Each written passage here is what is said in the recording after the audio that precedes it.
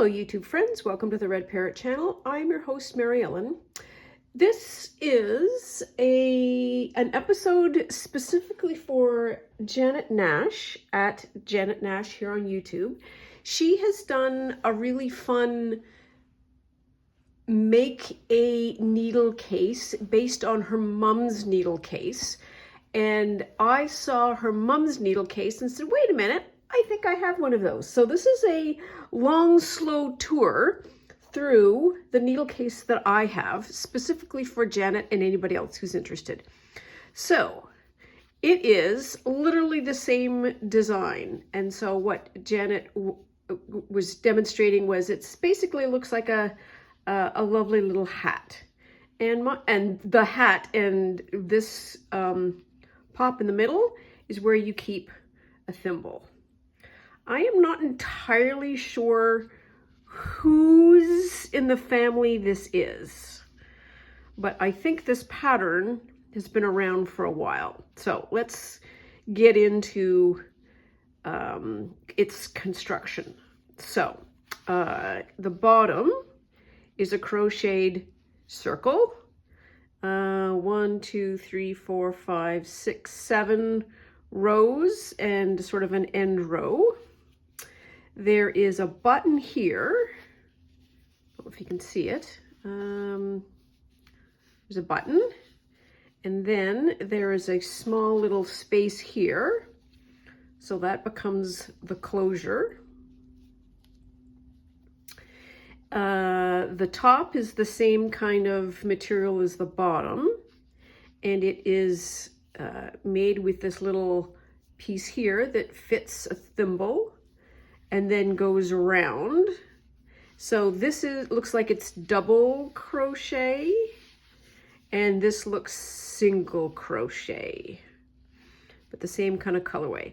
So the hat has got a little like braided ribbon around it that is tacked down.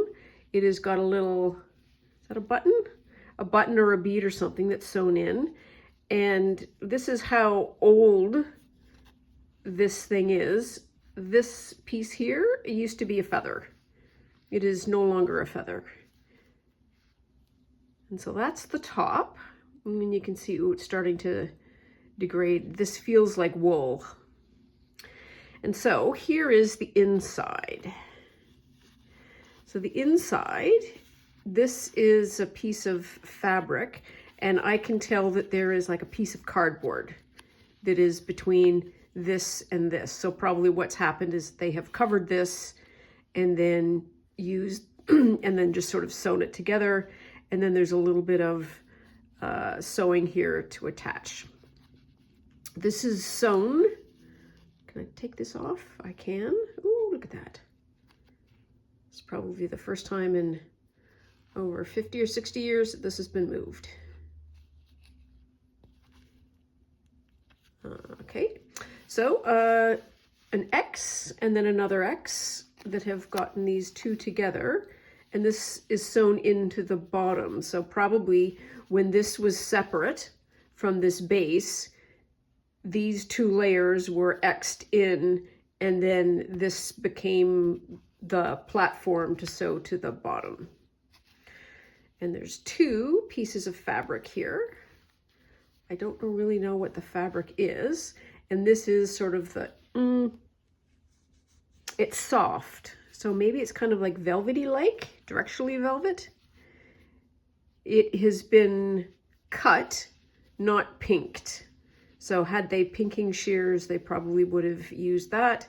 They didn't, and so they just did some decorative cutting. And then they also did this, which I think is some kind of herringbone stitching all the way around it. This is how old the pins are.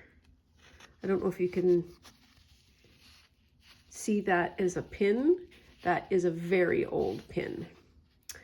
And so they probably took two pieces of material, decorated the top one, took cardboard and fabric, put that together, created those layers and put them together, then crocheted the bottom, crocheted the top, sewed this to that, and then put the top on, and then the button, and then decorated the top. Oh, goodness sakes. So look at all of the, this has just been me handling it, and look at all of the bits. This is how, this is, yeah, that's dirt. So I'm going to say that this comes from the farm and is somebody's from the farm. Oh, and there's that feather again. I will put back on. Anyways, so I hope that is helpful to you, Janet. Let me know if you have any questions or whatever. But that's the tour of my version of the little thimble sun hat. Anyways, that's all for now. Talk to you soon. Bye now.